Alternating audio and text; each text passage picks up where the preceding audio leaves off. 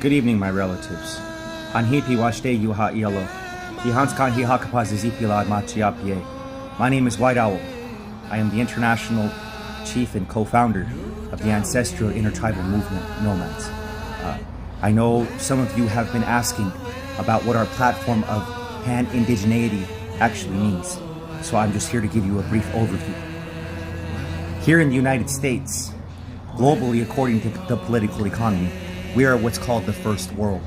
So since we are the first world, we live largely, our government lives largely and benefits its citizens by exploiting third world countries. They're divided into least developed countries and most developed countries.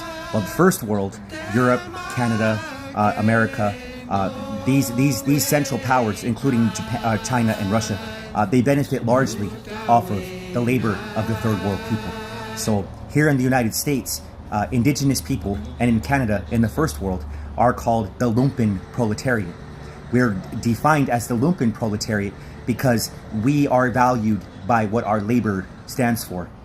We are judged by the value of our labor. We are also internationalists. What does that mean?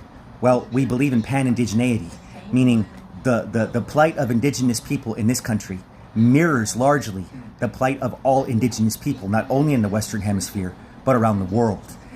The same struggle for land, the same struggle for colonialism, imperialism, resource extraction, human and sex trafficking, and also the plight of genocide over these resource-filled areas are commonly on indigenous people's territories. So when we speak of pan-indigeneity, we're not speaking of all of us having the same belief. We're not speaking of all of us having the same ceremonies, because we didn't, not all of us were matrilineal here in the United States. A lot of us were patriarchal. Some didn't allow women to ride into battle, others did. We're not knocking these differences. We're expressing ourselves by standing as internationalists in solidarity with indigenous struggles throughout the planet, and also reflecting our struggle to a larger, broader one, so that way we can end the borders of our minds. And while I'm here, very briefly, if you believe there is such a thing as Mexico, then I define you I humbly ask you to define what that means.